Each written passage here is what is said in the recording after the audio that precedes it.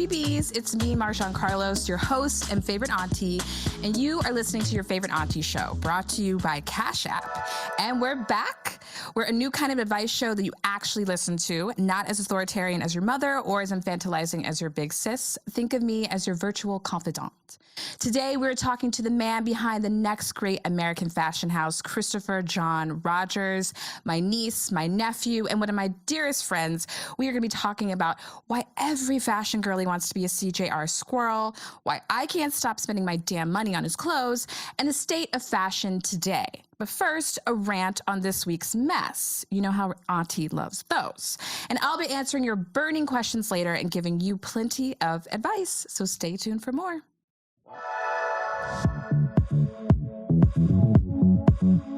But before all that, Auntie needs to pay a bill, so a word from our sponsors. As you know, this podcast is brought to you by Cash App. With tools for saving, spending, and sending, it's the all-in-one place to level up your money and level up your life.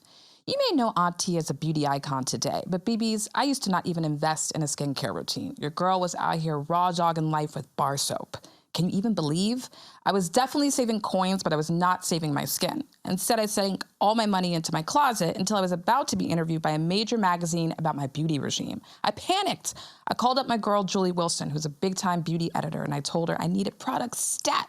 She said, no worries, I got you. Come by my office and I'll hook you up.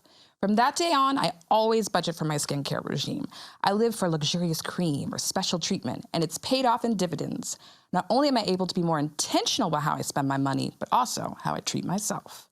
If you want to level up your life, you got to level up your money. So download Cash App in the App Store or Google Play. With no hidden fees and a free-to-order debit card, it feels like a makeover for your finances. On this week's mess, these are Auntie's ruminations on the biggest moments in pop culture. I guess the biggest one right now is the Montgomery Riverfront Brawl. Will we ever look at white plastic chairs the same? If y'all don't know about this, I don't know where you've been.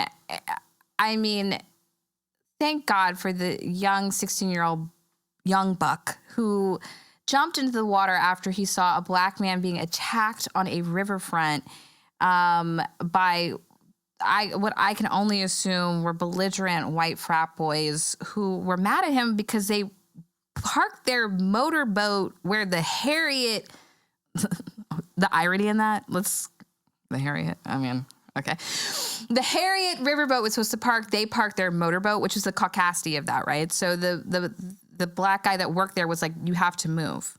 And actually, when I read about this article, read about this story in the Washington Post, I loved it because it was probably the most like honest piece of journalism about race relations I had read in a really long time, because they were like, it was very white versus black.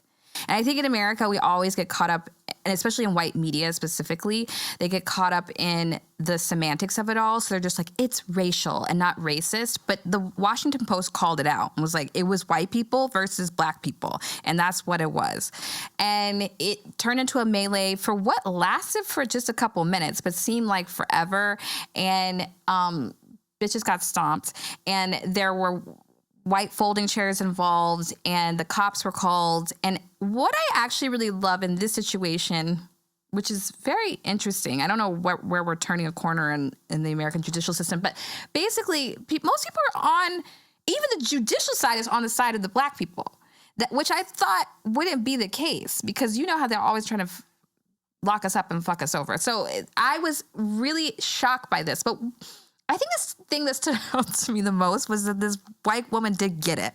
She did get a white chair, folded chair to the head by another black woman. And I always say that because I think that it reminds me of this conversation that I had with Robin DiAngelo, the writer of White Fragility.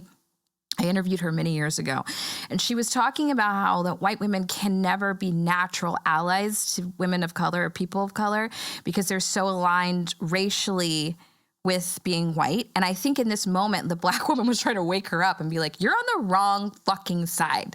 You are marginalized too. You're a second-class citizen. You really need to wake the fuck up, okay? You need to grow up. And you're gonna, she got smashed in the head.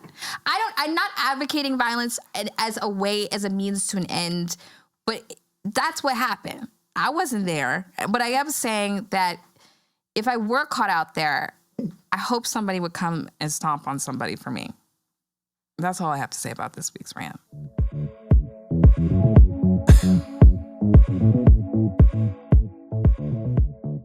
Christopher John Rogers was born and raised in Baton Rouge, Louisiana, and I am best friends with his mom, Janelle. Hey, girl. Rogers attended the Savannah College of Art and Design, where the CJR brand was launched with his senior thesis collection. Upon graduation, the collection received major press, including Cardi B wearing the Eddie coat to the BET Hip Hop Awards. That was real fur. Since then, the brand has been worn by every baddie in the game: Beyonce, Rihanna, Lady Gaga, Kamala Harris, Michelle Obama, Tracee Ellis Ross, and Lil Nas X, and me. In 2019, Rogers was the recipient of the CFDA Vogue Fashion Fund's top prize and named one of Forbes 30 Under 30. He was named American Emerging Designer of the Year at the 2020 CFDA Fashion Awards, and he took it home and became the Women's Wear Designer of the Year in 2021, and he also was a finalist for the LVMH prize. Okay. The Christopher John Rogers brand exists to create emotional and sensitive clothing with a focus on effortful dressing directed towards a client with a strong sense of self.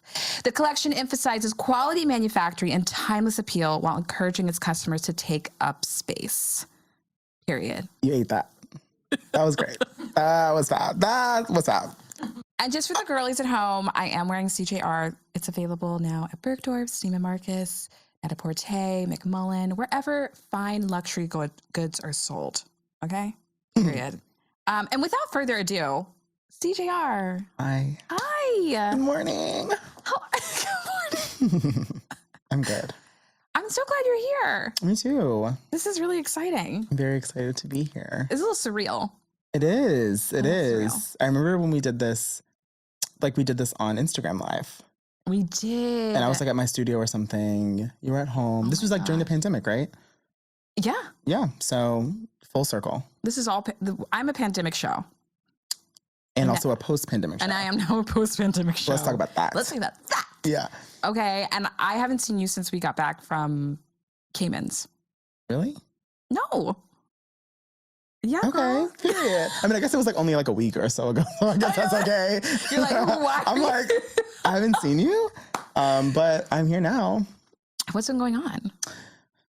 Work, the usual. Working on a new collection, shipping off the old collection. Yeah. Trying to have a social life, trying to eat well, trying to go to the gym, trying to do all the things. You look great. Trying. You look fab. Listen. I mean, needless to say. This is what me wearing Christopher does. And a little lip gloss. A little.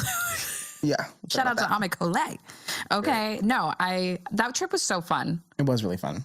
For the viewers at home, we went to Palm Heights to celebrate his collaboration with the hotel. And that was our third time being there together. Yeah. I've only been with you. I go to Palm Heights because of Marjon, Carlos. Let's talk about that. And we were so excited to have you in the store. And I remember to get the anticipation of your clothing arriving was so intense because because anything sent to the island is it's a whole thing, yeah. Right? Like the customs don't play, as we know. Shout out to Gigi. Yeah. And they're not fucking around. So your box landed Thursday night of all of your merch that we had bought for the store. And we took it out and we were steaming it. And then Usher was there. Usher was at Of course he was. I knew he was there, but I didn't know he was there at that time. Usher was at Palm Heights on Thursday.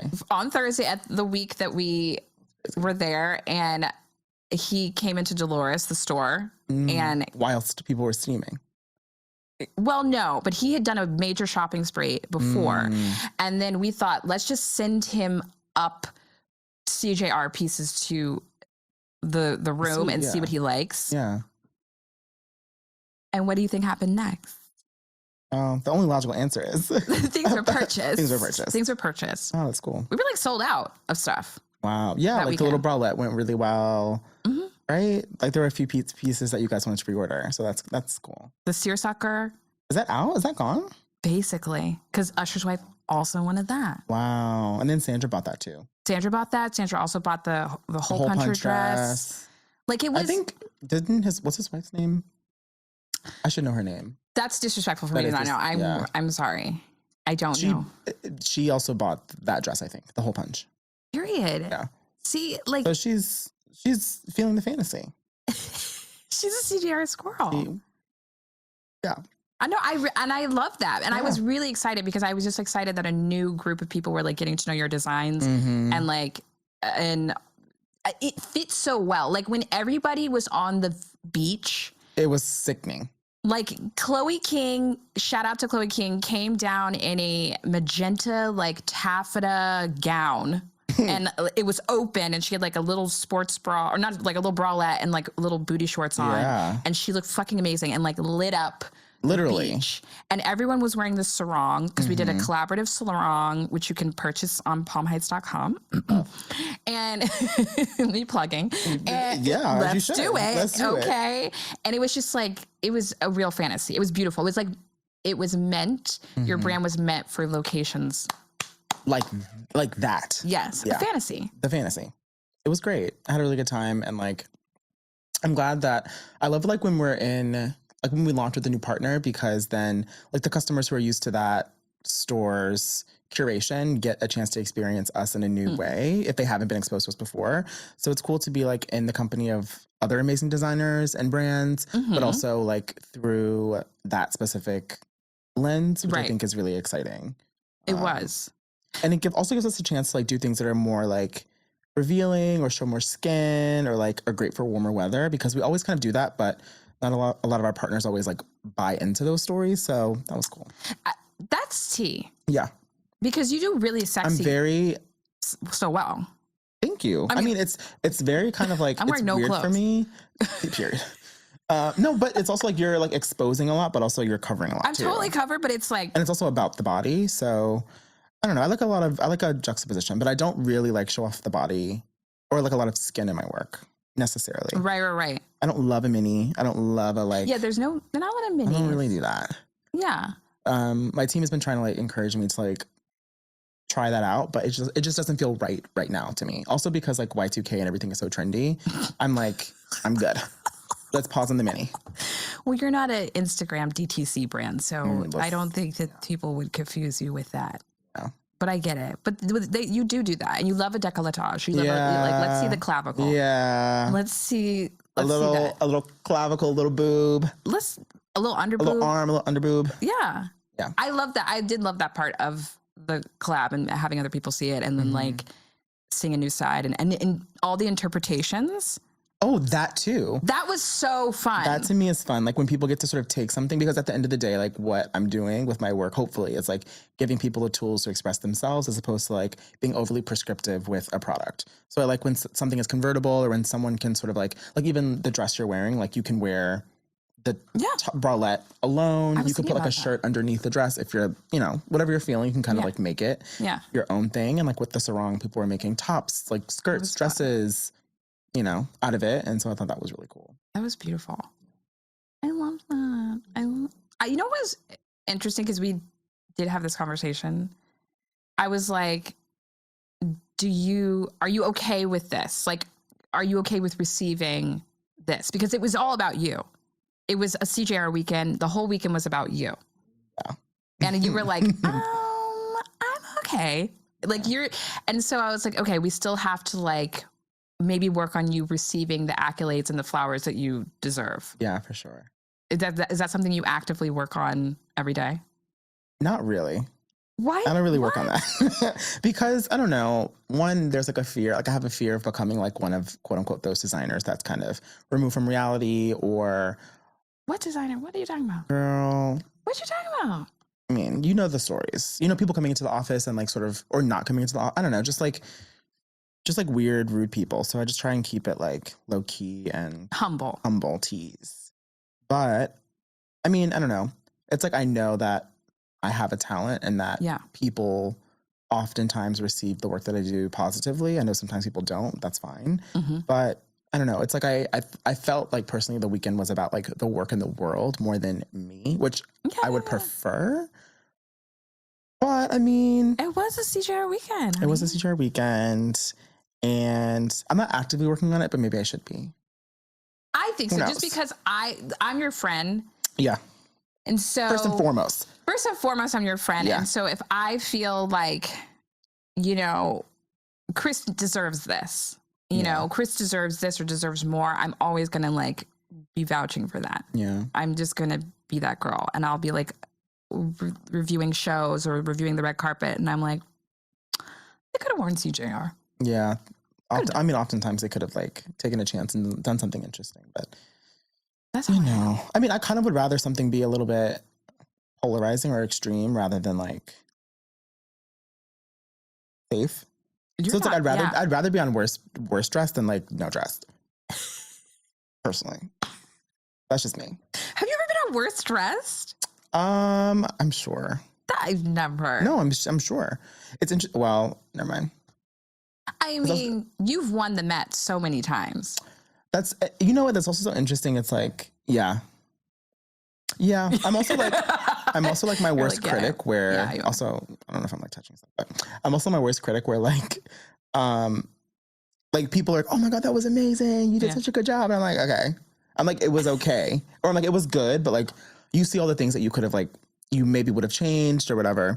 But then it's also like, then it wouldn't be what it was, which was like right for that moment and whatever. But do you have a Virgo in your chart? I hope not. I'm just kidding. I live for my Virgos. Then I'm a Libra. Right. Sun. I'm a Scorpio moon. Oh, wow. And I'm a Sag rising. Oh. But I don't really know what all of those things mean specific, really, but do you know what that means? You want me to give you a little give me a one too. Okay. So obviously your sun is like kind of what you present as, but your moon is like your shadow self. What is that? Like, that's really who you are, your core. Really? Yeah. Okay. And then your rising, I don't know how she plays into it. I forgot, but she's maybe I think sun is like who you present. Yeah. No, sun is who you think you are, right? Maybe that's what it is. I think it's like how you present. One is who you are, who you think you are, who you actually are, and how you present. How it arranges, I'm not sure, but I feel like you're probably right. Yeah, I think you're right. She's like, I'm right. I'm a Fulbright scholar. Where's Chris Corsini? Okay, he needs to come and correct us. But that I will tell you why that makes sense. Yeah. Because as a Libra, you are mixy. Yeah. In a great way. You're great at a party. Yeah. Am I? Chris, you're so what? I mean, sometimes. Chris, you're so fun at a party. Thank you. Chris, you're a mess at a party. Yeah. Chris, on the dance floor? I'd rather not. On a dance? I have video. We're not going to get into it, but it's serious. It's very serious. People don't know. That's how we met. We met on the dance floor, but that's a different conversation. We did meet on the dance floor. Yeah. Oh my God. R.I.P. China Chalet. R.I.P. China Chalet. I had some of my best nights and some of my worst nights at China Chalet. It smelled like an ashtray, and it was just disgusting. It was really bad. It was really, really bad, and I didn't know where I was most of the time. But it's also kind of like one of those spots where like, it smells like an ashtray, but then after like 15 minutes, you're like, I don't smell anything. Yeah, but then the next day, your entire bedroom like everything, I had to just like, I was giving laundry. Yes. We had so much fun. We danced to Rihanna. Yeah. That was actually one of the questions that somebody sent in. They were like, how do you guys know each other? And I was like, we met on the dance floor. But I actually knew you. Well, I knew of you way before that, so. I know. Yeah. I think it's actually. Because my friend used to, I knew of you before that, but my friend used to take photos of you. Ooh. His name's Josh McLeod. Oh, yes, I love Josh McLeod. And so I think he I don't remember what it was for, but like he took photos of you. He's like, oh my God, I'm taking photos of Marjon. I was like, oh my God. It was some brand partnership stuff. Yeah. Wild days. When I was like. Is that a brand? No. I mean, like wild days when I was doing. I was so young. I was really, really young, and like I was doing something. I forgot what he did it for. Okay. But yeah, I definitely remember him coming over to my house and like taking my picture. And he's great. Did he go to school with you? Mm-hmm. Okay. He's great. He's really. He's very sweet, and because he worked with me on this. Woo! It's lifetimes ago. When you live in the city. For as long as I have, I feel like I've been 9 different women. I've been giving cat. It's giving cat. I've like 9 lives. I've literally I've lived many, many lives, and that was another lifetime ago. Yeah. But that's so funny. No, but back to you being a Libra. Scorpio and Sag. Okay, so the mixy side. But the Scorpio side makes so much sense to me because Scorpios are more insular and they take a long time to get to know people, to trust people. They're secretive. They are loyal to a core. Like this are their core. Like if they fuck with you, they fuck with you. If they don't, then like I would stay out of their way. Yeah. But also the other side of Scorpios are that you guys set trends. You like exquisite taste. That's also Liberties. Okay. Libras are aesthetes. That's actually we're also Brandon's also. Yeah. I think we don't have the same birthday, but I think maybe he's like one day before me. Or after. Brandon, Tessa Thompson. Shout out to TT. Oh, is she a Libra? Oh yeah, she's a Libra. Her birthday party. Yeah. What a good time. That was forever ago. That was in the middle of COVID. No, I mean not in a way that like. No, I'm just kidding. Obviously, the streets were open. It was like no one. Yeah, don't call the police, please. Please. No one's called the police. We were out. It was like 2021. Yeah, it was good times, but good times. No, Libras, yes, you do like nice things, but I think Scorpios set trends. Like Raul is a Scorpio. Gabby is a Scorpio. Like those are people who they must also have some Libra in that job too. So they must. You're a mess. Like you're like fighting against yourself. Like I'm like it's okay. Oh, you're like, right. Yeah, I don't know. You're right. It's not just the sun. Yeah, okay. like it's okay. It's a whole solar system. You're both solar systems. Okay. And then I think the Sag in you is how we probably really communicate and connect because I'm an Aries and it's that fire. It's Sag fire. Yeah, my dad's a Sag. Wait, so tell me about Sag because I don't really know much about Sages. Sagittarians, Jay-Z is a Sagittarian, Nicki Minaj, Nerenda Medley from Roni. Old Roni. Old Roni, exactly. I love that like yeah, Jay-Z, Nerenda. Nicki Minaj, Boom. like that's the breadth. That tells me what I need to know. Sagittarius and my dad, and my nephew. But Sagittarians are adventurers, and specifically, I mean, it's a gender binary here, but like Sagittarius men are typically they lay low in the cut, but everyone respects them. They don't talk a lot, but when they speak, everyone listens. And then when they're in love, they go for tens. So, I mean. Jay-Z with B. Yeah. It's huge overtures of love. Wow. Yeah. That's I don't know cool. if you're like that in love, but there you go. Romantic. Huge overtures? No. Go for tens. Yeah. I'm not like a huge romantic. You're a Barbie, so I pull me a Ken. Period. I wonder what Ice Spice is. She's a Capricorn. Okay. Come at me. Like, who wants next? Like, I literally... You're a whole celebrity astrologer, to be honest. That's the other part of your favorite auntie. It's just me being like, let me read your chart. Let me find out like where it is. But I think it's actually important that she's a Capricorn because of the amount of work that she's put out, the body of work is really consistent. And it's someone who's like in the booth. Yeah. She's working. I like that. How old is she? Do you know? 26. Okay. So it's giving cusp. Because I'm like, she's definitely not a Gen Z. Because she's working. But that's a different conversation. Moving on. Let me stop because the girls are going to come for me. Okay? No, don't stop. I live. No, because I live for a Gen Z girl, I guess. Because you are a millennial. I'm a millennial, but I'm not. I'm 1 year before the cusp. I think I'm 93. I think it's like feel young. When I'm with you, I feel young. Huh? Like when I'm with you, I feel young. Yeah. So I think the cusp is like 94 to 96 or something. I don't know, but basically it's like I get where they're coming from. I'm not. I don't know. Whatever. You're like I'm not. Yeah, but you are a hard worker. Yes. And I'm also Southern. Yes. I'm Black. It's. What do those things mean to you in relation to being a hard worker? I'm sickening. That's what that means. Did you, when you were growing up, because I love your parents, you stole their faces. Literally. You look exactly like them. I know. A spitting image. Did they just like put a real sense of hard work in you and that's why? Yeah. I mean, it was, Yeah, I mean, my dad, he was like the first person in his family to go and graduate from college. Amazing. So he's always kind of been a hard worker, and he's always been like the first in his family or like in his group to do a lot of things. And my mom, also an extremely hard worker. And like, it was just kind of like, you can do anything you want, but if you're going to do it, you have to be your best. And I kind of love that they never compared me to anyone else. It was never like, be the best. It was just like, do what you need to do. And if you're going to turn something in, like from a very young age, I just had a sense of like what needed to be done to like show other people, I guess, in a way, like that you deserved to be there. So it's like when people would turn in reports with water stains, or like it wasn't stapled, or like it wasn't actually like double spaced, I was like, you're crazy.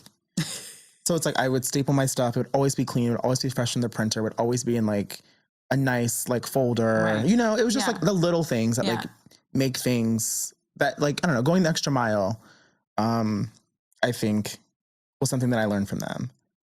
Yeah, because were you in a school that was predominantly white, or was it mixed? It was, so when I was younger, I was in like all black or prominently black schools. And then in first grade, I got switched over to a school that had talented art. So my grandmother was like, you should art? Yeah. So there was like there was like gifted classes and talented classes. So then my grandma was like, oh, he's really smart. Like, you should get him tested for like art classes and blah, blah, blah. So then my parents took me. I remember like vividly taking the test in this like old school with this woman. And like, she was asking me questions and like I did whatever. But basically that allowed me to like go to a school where they had like art classes. So I was like studying like Matisse? Yeah. Picasso, first grade. Gosh. You were like baby Picasso. Kind of. Like, but I always hated doing like black and white drawings. Like that was like boring to me. I needed charcoal. Graphite. Keep it.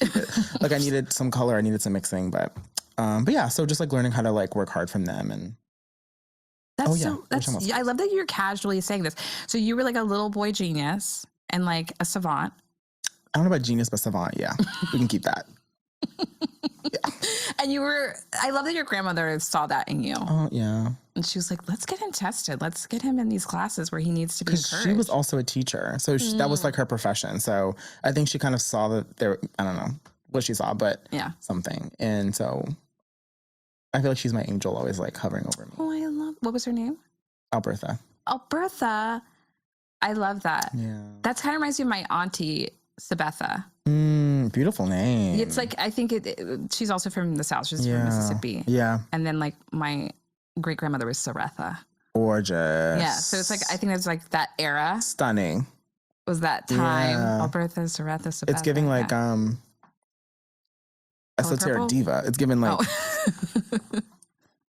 semi-voodoo couture vibes. You know what I mean? Otherworldly. They're like, no, it's actually just like, it's just actually, a name. It's East Bayou. Okay. Let's talk about that. Let's talk about that. East Bayou. Let's talk about that. All right. Yeah. I got it. No, it actually is. And shout out to them, because also I was raised by a teacher. No, it's really true. I think Black women in that era found financial and professional freedom and independence by being teachers. Yeah.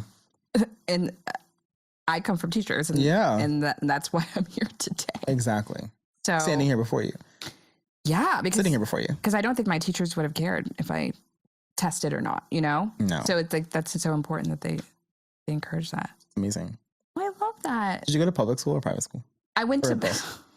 You guys can judge me. I went to public school for preschool, and then I went to private school for the up until high school, up until college. Period. Yeah. I was the opposite. Traumatic. Oh, I bet. Traumatized. I bet. I'm still like unpacking the wounds. Like read the book. It's coming. Let's plug that. Let's plug Spring that. 2025. Yeah. Okay. More or less. I see that. Yeah. It was just like, it was so weird. But I understand why my parents did it. They like your parents were, like you said, your dad was like the first. Yeah. My parents were the first. Yeah. And being raised by the first of as Black kids, like in the South, you know, they're like, you got to be great. You got to be excellent. You can't have water stains on your report. That's insane. You can't. What is the white girls can do that. I can't do that. That's why I'm still like mad about stuff like Subway. What's her name? Subway Sessions. Like stuff like that, where it's like the white mediocrity is like constantly praised and privileged, and like we have to be amazing. You have to be Forbes 30 under 30 CFDA winner. Like you have to do that. You cannot. Yeah. You could not. You're inspired by trash bags, but you couldn't wear trash bags. But you know what's funny to me? What's that? It's you're right. That's a fact. But I want to be able to wear a trash bag. I want you to be. I would love that for you. That's the thing. Yeah. I don't know. It's just Yeah. We had to like look and do the best. What are your? I mean, that's like one complaint about fashion that I have. Is what? Just like the double standards of it all. Yeah. And it still persists. Yeah. I don't know how you feel about that and like mitigating. You're at the top. You're the echelons. I don't know if I mean, I'm doing very well for myself. I'm doing very well for, a Black queer person from the South. Yes. In fashion. Patrick Kelly tour before me. So let's not even pretend like there haven't been mothers before. Lawrence Steele. Let's talk about. Yes. We found that Patrick Deborah Kelly Messing. book. Deborah Messing. I'm just like, I was playing. like, Will and Grace. I'm playing. No, but like what? We found a Patrick Kelly book at Palm Heights. It was in my room. And I was like, Christopher, get over here immediately. I should have taken that. Should have bought that because it just was like the book for you. And the breadth and the like. So good. But Mother. But yeah, I don't know. I don't know. I mean, I'm doing well for myself. I'm really happy. Like I have a growing team. Yeah. We're small but mighty. Yeah. And like we're doing it. And like I'm able to, and like for all of the hard work that we put in, and then all of the different things that I have to do in one day, and like we don't have outside investment, like we don't have whatever. It's like all of this, like the money that we have. I wouldn't say no. I think it just has to be the right person, and it has to be the right time. I definitely would probably wait a few more years before I actually did it, I think. Okay. Depending on who it was. But, right. But yeah, it's just like a lot of work. And I wish like people knew what a day-to-day looked like actually. Because let's talk about today. So what happened today? So like we're renovating our studio. Cool. And we are like getting curtains installed for like whatever. And so I get to the office at like 9 something. Mm-hmm. I'm the first person in. And then the doorman downstairs is like, hey, so like you have a pallet that's arrived. And I'm going to tell them that they can bring it up to you. And so I wasn't expecting a pallet. So I was like, okay. What's a pallet? I'm sorry. A pallet, like, it's just like a big flat surface that people ship like goods on when it's like a large amount of things. So that you can have like 16 boxes on one pallet. Oh, I see what you're saying. Okay, gotcha. So I was like, okay. So I get there and then it's like the curtains that we're having installed, but like our interior designer didn't tell us that they were coming. Okay. Whatever. So they get there. Yeah. The guy brings them up and he's like, oh, I actually have this really long box that's downstairs that I can't bring up because it doesn't fit in the elevator. So then I was like, okay. You need a crane?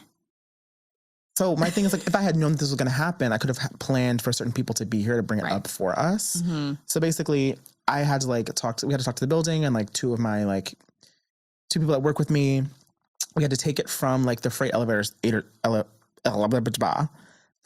space outside to the street, down to the outside entrance, which had to be unlocked from the inside, up 6 flights of stairs that were like dusty. Someone had peed in the hallway. It was like a whole thing because like no one ever uses that except for like freight stuff. I don't know. Basically, it was and we had like a meeting at 11. Yeah. It was like I was like sweaty. I was dusty, and then I was like, I have to come here. I did my mug, and then my mug was sweated off, and I was like, I don't even know what I look like right now.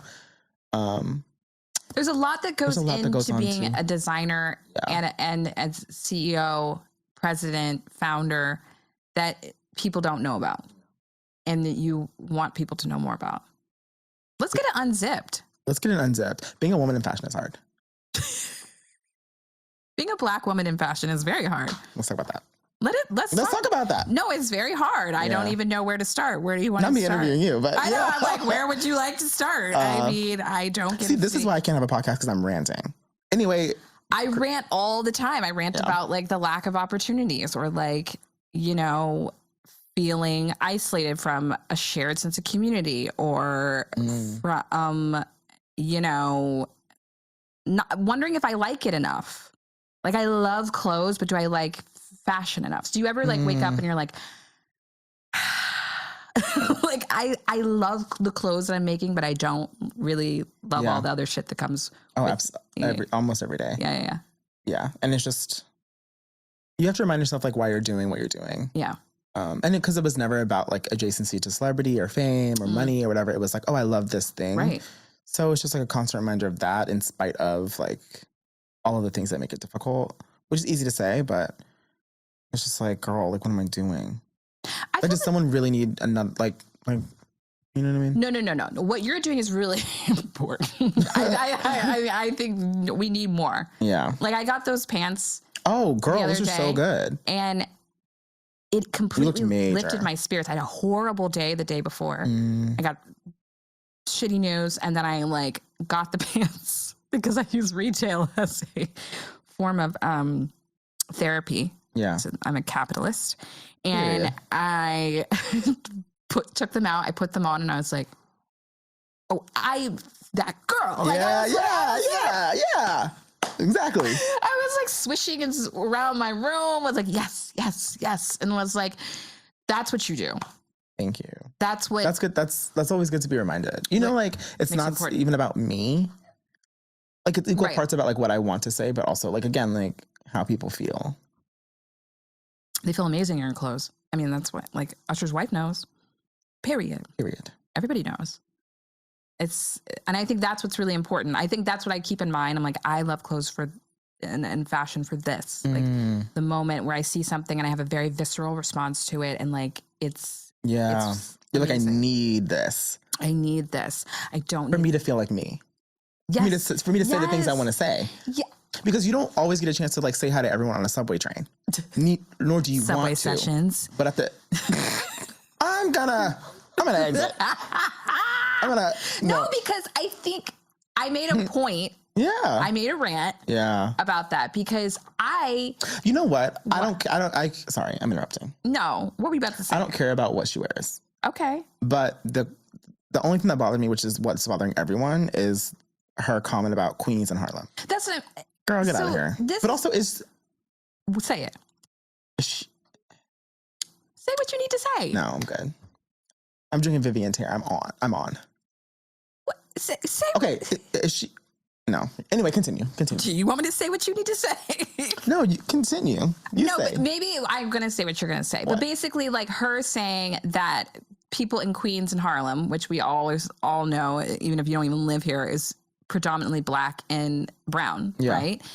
Is to suggest that we don't have the imagination and we don't have the depth to understand her very obscure sense of style. Of course, she's pulling from Black and brown culture to... She's pulling from people that have pulled from Black and brown culture. Because she thinks that the people that are doing it are like... Sorry, and every other dirty white girl that's out there. I am... That's me. I haven't said anything. Yeah, you can say that. I'll take that L. It's fine. What? Yeah. We can edit it out. Yeah. No. Keep it in. My thing is, I don't know. It's just like, I want everyone to be able to be themselves. I want everyone to be able to say what they need to say and do what they need to do and have the tools and resources to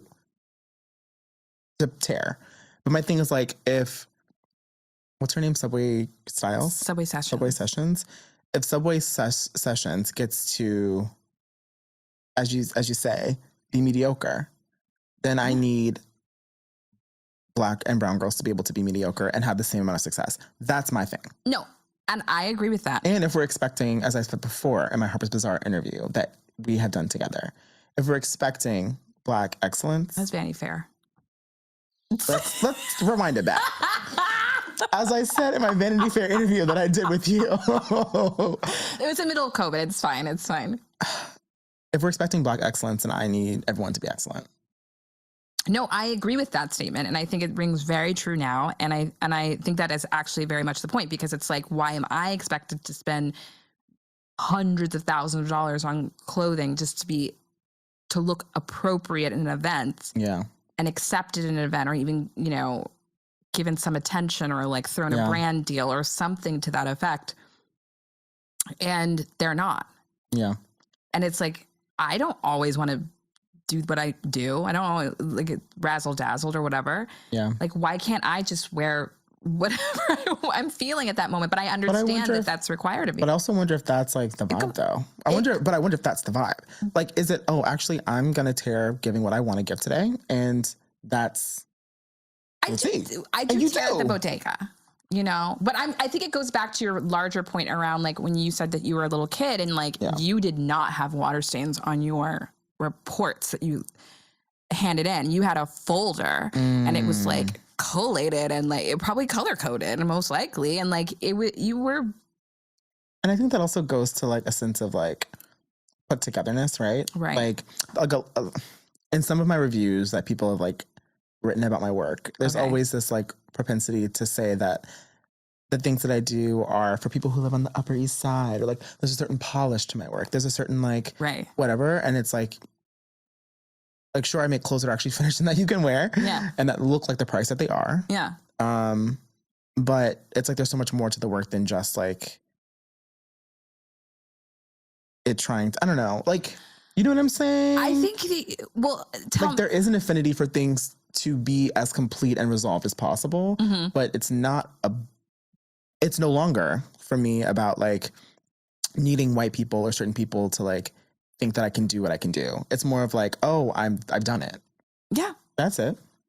Well, and then there's also like some interest in like, or a lot of interest in me exploring like abject references, like the trash bag or like a scuff on the floor or like a spilt smoothie. Like that color reference is interesting to me. And it's like, I wish that sort of those, like both of those poles could become increasingly more legible in the work that I do for people who maybe don't get it immediately. I think that as your friend, you've come to me and you've been very frustrated being mischaracterized, like in reviews and being like, you missed the mark there. But like, you know, and I think, and outside of reviews. And I think that's where we're getting at. It's like, as like people of color, it's like, I just want increased fullness. Maybe not even. Interiority. You're a full person. You have range. Allegedly. I'm just kidding. No, I'm kidding. I'm a full person. There's Ronjay there. Yes. And so let's show that. Or like, let's understand that. Or if not, just like get off the pot. I completely agree. And like, maybe then you aren't the voice. I don't know. Like you. Oh, I'm not. No. The person. Oh, the gatekeepers aren't. You know. I mean, the gatekeepers are doing their job. They're keeping the gates. They're keeping the gates. Like now I have an image of them like at night. Like I have an image of them like at heaven or something, and it's like we're keeping the gates, and it's like actually I deserve to be in there.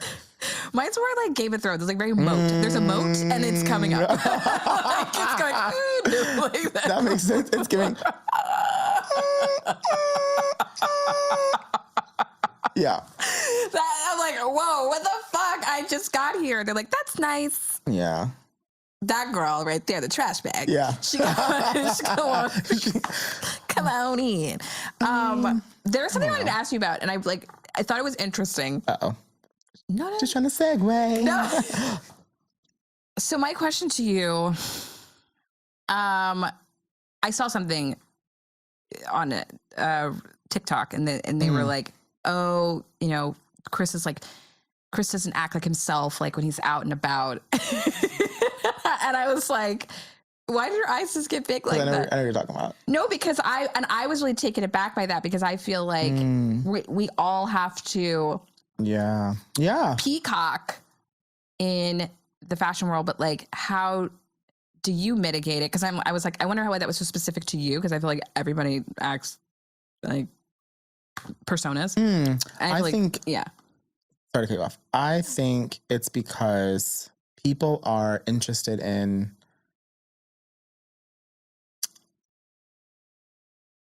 the way that I've sort of navigated my career. Oh, everybody is. And everybody is. In what way though? Everybody is. Like I'm,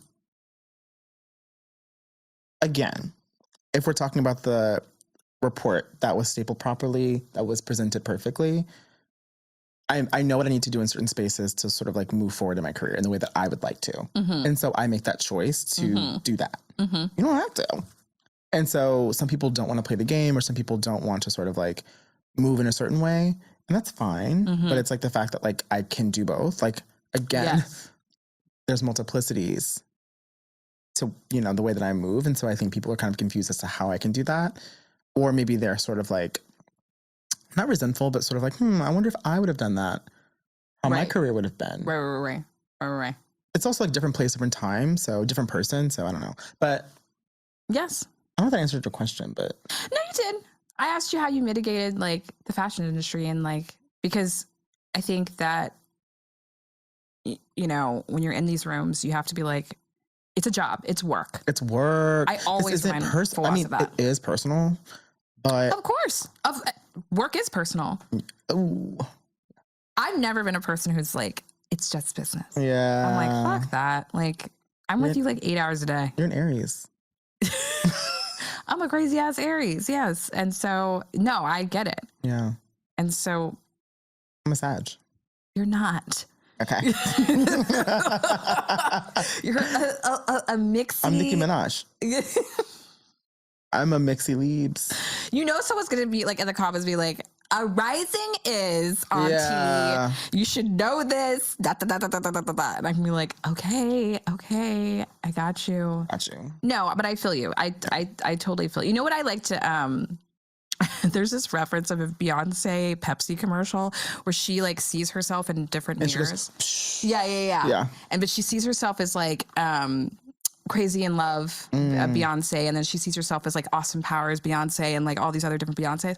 And I feel that way. I always like use that meme when I'm in the that meme like plays in my head when I'm in like at a fashion party, when I'm just like, we like are like, we see each other, we're like, Yeah. like, you know, and you know, you're trying to figure out, do I talk to her? Like, do I talk to that? You know, it's all these different things, but it's also like, what do you want to get out of the situation? Yeah. Because it's work. It's all work. It's, and what you do is work. Like it's What we made. do- I'm this is wearing work. your This work. is work. Wearing your And garments. this is only made possible because of the decisions that I've made. What? That some other girls are mad about. I was kidding. What is it? How does it Please. feel to be copied though, and like referenced so much? Well, Does that piss you off? it used to, because I kind of felt like I owned the bringing back of like a certain mood or like Yes. whatever. But it's also kind of like fashion is cyclical and like things come in, things go out. Like, so I started to take it less personally because like the moment isn't like, it's not about the moment. It's about sort of like the story, and there's so much more to go. So I'm not really, I think it's flattering. It's like an art history. You remember when they had like the Baroque period? Yeah. And the Expressionists. And then it's Yeah. like, it's like, Exactly. Like, who are you? yeah. So I always thought about that. It was so interesting. I was like, so all the painters got together and decided that they were going to be like, Exactly. like this There's a moment, but there's also like anomalies within each period that sort of like Yes. reflect the change, right? I'm hoping to be an anomaly. As you are. Tink. Tink. Period. We're going to get into these audience questions now. Okay. It's that time. Okay. So we have some audience questions that you guys sent in before, and we are going to answer them right now. So the first one comes from Negress of the Year. I love Me? Me. Negress Yeah. of the Year. How can one become a CJR doll? It's in here. Mm. You don't have to buy CGR to be squirrel. It's more of an affinity for the visual vernacular that we're building. Mm. You're into color, you're into volume, you're into making a statement. My answer. It does help to have the clothes, though. You're right. I You're ain't not gonna wrong. fucking lie, You're okay? not, you're not Like- wrong. You're not wrong. You're not wrong. I mean, you know what? It's so fun to have the clothes. It is fun to have the clothes, but I think That doesn't always translate. I think sometimes there's a barrier to entry, like because of the price point, I understand, maybe. right. And so I think if you, just sort of like take the way that we sort of put the work together and try to make it work for yourself, I think one day you will be able to snatch up a piece. Because I believe in manifestation. It doesn't always have to be, willing it into being. Willing into being. And also be sickening. Just be sickening. Be sickening. I think... I also really... we were talking about this earlier at the Palm Heights event. It was just really, really, really fun to see everyone interpret your collection in such different ways. Yeah. Everyone was so different. Henry Zadenkoff is going to wear it differently from Becky, and and Chloe's going to wear it differently from Naomi. Like it was such a great way of like bringing in those different interpretations. I don't really see. I don't know if it's because I'm so biased, but I don't see it in the same way with other designers. But that's just because I'm really biased. I think that's actually very true because like, also tell me if I'm rambling, but it's like also the way that we like put the collections together. It is about a look, but it's also not. It's kind of like about the pieces individually, and so you're able to really kind of do your own thing. It's not like necessarily like an Angie Millameister or like love, like where you have love, but like, and you kind of would wear it all together, or like you know. So you can it's choose your own adventure. I say it is kind of like Palm Heights. Yeah, do you want to go to the beach? Do you want to go to the pool? Do you want to go to Tilly's? You want to spa? Cold plunge? Listen, go to Dolores, whatever. Cold plunge. Do a cold plunge. Fashion with Viren asks plans to scale. Yes. Store. I would love a store. I feel like it's a little bit premature. Okay. I feel like I know that you need like a lot of different products to be able to fill a store in the way that I would want to. Okay. Accessories, shoes, bags, scarves, different new categories, trinkets, home, beauty. Oh. I mean, I kind of want to do it all. So that's definitely like in the plan. I want that for you. But I'm definitely kind of trying to take, the long road. Yeah, I know. It's just a little bit much more sustainable than sort of like churning out things. Because like I think other designers that are kind of like in my class, I guess. Okay. Yeah. Or like doing shoes or doing bags. Like they have like certain things now, like and easier ways for you to buy into the world. And I think we're gonna do that when it feels right. And like when we can match the quality of the accessories to the work to the wovens and the knits that we're doing. So definitely plans to scale, but in a way when the time feels right. I cannot wait to get a purse of yours. I was just smiling about that because I was like, the way that I like wear my Luar bag and my Brandon Blackwood bag and like, I'm just like so like. And when people ask about it, I'm like, that's my friend. And like, it's like, there's a lot of pride behind it. And they're just like, so I can only imagine like having a purse and the girls being able to be like, I can't get the ball gown, but I can get a purse. I can get the perfume. I can get the shoe. Exactly. I mean, the bag might be the same price as, a dress, but. Come on now.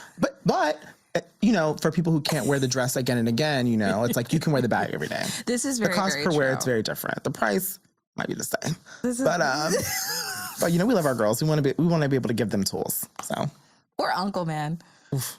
Uncle stays by Chris. I know that's for fucking sure. I know. My love language is receiving gifts. Period. Yes. What's it like being the it girl? This is from Steph Bichard. What's it like being the it girl? I don't know. I don't really feel like you accept that.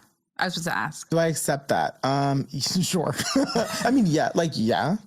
I mean, yeah. It feels cool. I don't feel like that though. Yeah, I was gonna say. I was like, I feel like I try to be like, as you said, like my Sag brother Jay-Z. I try to be in the cut. Like I try to be. Well, Nicki Minaj is also a Sag. She's a Barbie, so there's a lot of things. How does it feel to be that girl? I don't know. I feel happy to be me. I feel lucky. I feel blessed. I feel grateful. I love that. I woke up this morning. Well, what's today? Tuesday? Thursday? Tuesday. I woke up yesterday.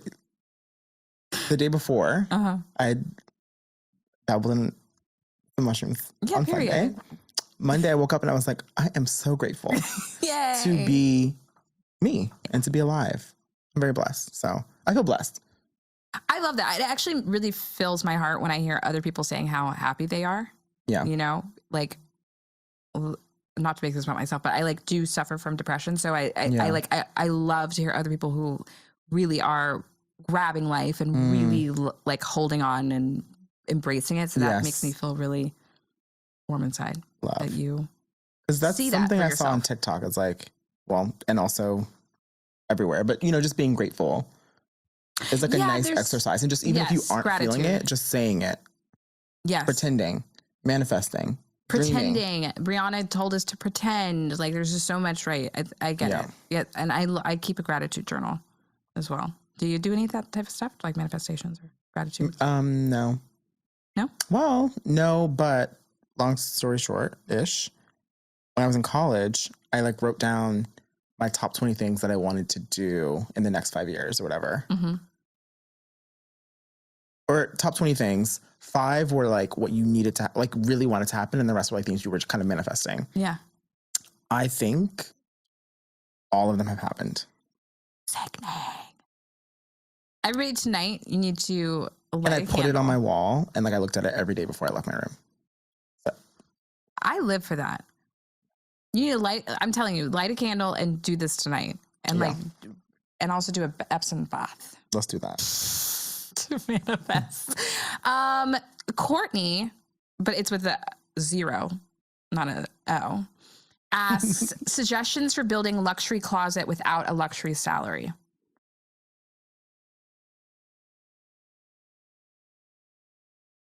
Sale. Yeah. Vintage. Yeah. Yeah. Thrift. Yeah. Consignment. Mm-hmm. Second hand. Target. Walmart. Stage. Rosé. Zoe. Make it yourself, DIY. Depop. Depop. Grailed. I'm all about, I mean, I just recently started buying like designer pieces full price. Yeah. Every now and then. So but I'm a thrift girl down. Yeah. Yeah. Where do you thrift? Because I feel like after COVID, I didn't go into a thrift store because I was so scared, obviously. Seeing people in real life. Yeah, because I was online shopping. That's all I do now. Yeah, so I'm just curious, like, where do you thrift store shop? I like Beacons. Not a huge fan of L Train, but me neither. We'll pop in. I'll just like go and like see what they have, and I usually just try and find like neutrals or things that have a nice silhouette, and then I use those as like wardrobe foundational pieces. I mean, the shirt I'm wearing today is Uniqlo, so Uniqlo like, Marnie. No, just Uniqlo. Just Uniqlo line. The trousers are Christopher John Rogers and the shoes are Lanvin. So it's really kind of about a mix and match. The hat is high-low. The hat, this is black, right? This is Jeff Bezos' collection. So this is Amazon. She's such a Bezos collection. So it's really kind of about just, I mean, I don't love her. I don't like her. But it's about making it work for you. I'm so done with you. I'm so fucking done with you. But it is about high-low. High-low. I love a high-low moment. Yeah. And I think like the more you just feel fab, the more you feel like yourself, the more you're manifesting the things that you want. Absolutely. But it is a state of mind. Because I think that like, Am I doing this weird? Does this look weird? I do too, girl. It's my hand is like I'm like I look like this. I look like the mic. I look like a T-Rex. Yeah. I'm like, is this working? I mean, I guess it's working. I mean, it's working. Listen. Okay. Don't worry. One day we'll be on a vineyard doing this. Yeah. But yeah, I agree. Like secondhand. And cultivating, also luxury. Copying what? Copying the proportions that you see that you look for. It doesn't matter where it's from. It just matters how it looks on you. Copying looks like the proportions. Like, oh, I love this look. It's probably about the proportion than the garment. You know who does this very well, and I actually really stand for her. She is a mediocre white girl that I really love. Is Hailey Bieber. Shout out to her. she is very proportion centric. She's always about a large top, small bottom, small top, large bottom. Like she knows what she's doing. Yeah. She knows exactly what she's doing. So girlies, if you're trying to get that, that's what that is. Yeah, she's a proportion. She's a proportion. Also has great skincare. She does. And I really like her peptide lip treatment. Boom. That's like my Gen Z moment. Boom. Okay. Yes. But I also was going to say that luxury also comes in homewares. So don't skimp on that, because if you can't like buy the shirt or the coat or whatever, you can have nice sheets. You can have nice bathware. You can have nice skincare. Yeah. Okay. Yeah. You can take yourself and get a nice little massage. Just remember that it comes in all shapes and forms, not just in your closet. Hair care, nails, food, all that stuff. Just saying. Okay, Proverb 31 lady says, who do you admire? Who inspires you?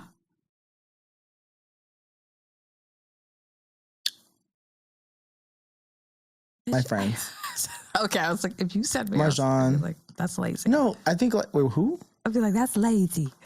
No, honestly, I think just like the people, like my friends and people that surround me, like they're inspiring to me. Yeah. Yeah, it's funny. Like in my application to the CFDA Vogue Fashion Fund, they asked we had to submit a portfolio, like a dossier or whatever. So I had like 2 to 4 pages of like muses, right?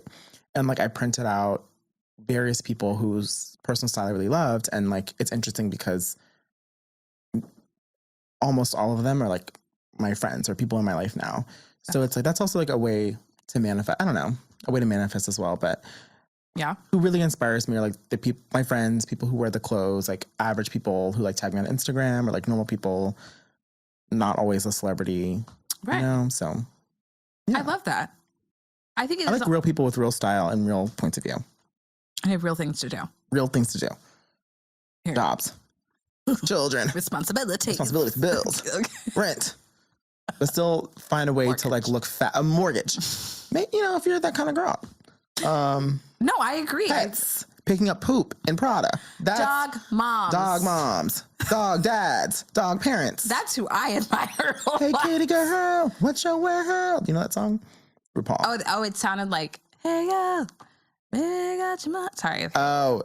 Yeah. That's what it sounded like. It's giving that too. Yeah. But people with things to do that still manage to make time for themselves and the people that they love. That's what inspires me. I agree. That's my Miss America answer. This is nothing but a beauty pageant. No. Your favorite ideas. Nothing but that. Well, I think that's it. But I want to talk to you more. Can we have an after show? That would be fab. At the Ritz. What's that? Oh. I was not gonna say the Ritz. Where's that place you always drag me that has the Peruvian steak? Friendship. Nope. It's in Bushwick. You know exactly what I'm talking about. I do. It has like Peruvian steak, and you always drag me there. And you're like, why don't you take me? Why don't you meet me there? And I'm like, okay. It has a great kale salad with anchovies. Yes. You know what I'm talking about. If I had my phone, I could tell you, but I can't tell you. Okay, that's fine. It's sickening. It's 2 locations, really one in Williamsburg, one in Bushwick. Don't go to the Bushwick. We don't know which restaurant it is, but it's really fucking good. Yeah, it's really good. I know. Well, they're not going to be hitting up your favorite auntie, but that's okay. I think that's, but that's where I'd want to do the after show. It's at that place. This has been amazing. I love you so much. I love you. Thanks for having me. So on this week's Ask Auntie, Tabby Cam sent in a really interesting question that hit home for me. She says, switching careers and sharing that with a traditional family of boomers. I really love this question because I come from a very traditional family. My parents were Black firsts, and they broke a lot of doors down to get where they are, and they thrive on security. So when I left Vogue in 2017, it's that long ago, they were so upset. Okay. And they have no idea what I do now. And I think that that's fine. I think that that's totally fine. They have no idea what I do because listen, I think it's more important to have a happy child than anything else. Okay. And I think that a lot of times parents react out of fear. And because if they don't know what you do, and if it's like content creator or creative producer or something along the lines of that, they get really scared. And it's justifiable because they came from a time in which, you know, they had to break a lot of barriers, and they were breaking a lot of glass ceilings, and they were doing it, and they provided a life for me and my brothers. For that, I will always be indebted. But I think it's important to know that you don't live your life for them. You live your life for yourself. And if you're able to pay your rent, I don't think anybody has anything to say. But I would say this to parents, because I would say that this message is really more to parents and older parents of kids who are a little younger and creative. It's like, create space for your kids to be able to come to you and talk to you about their personal lives and their private lives, because it actually does pain us that we can't tell you about our biggest moments or like share that with you, because ultimately, no matter if you are paying your own rent based off of your art, which is a success as an artist, we do want our parents to be proud of us, no matter what. So on both sides, listen, you live your life for yourself, and if you can pay your rent, do you. But also to those parents, create space for your kids to be able to come to you and talk to you. Otherwise, you're not going to hear from them. And that's really sad. So that's a little auntie advice for you. See you next week.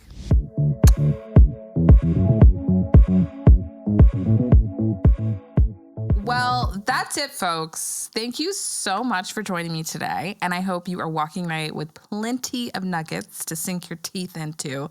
So much love to our guest, Christopher John Rogers, and our sponsor, Cash App.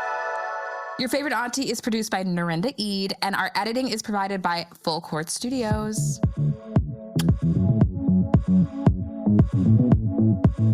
If you enjoyed this episode and want to help support the podcast, please subscribe and leave a rating and review. To stay up to date with Auntie and all my shenanigans, you can follow me on Instagram at Your Favorite Auntie Show and at Marjon_Carlos, and on TikTok at Your Favorite Auntie Show. If you want more Auntie pro tips in between episodes, please subscribe to our Substack newsletter, Notes from Auntie's Desk. Until next time, Auntie sends her love.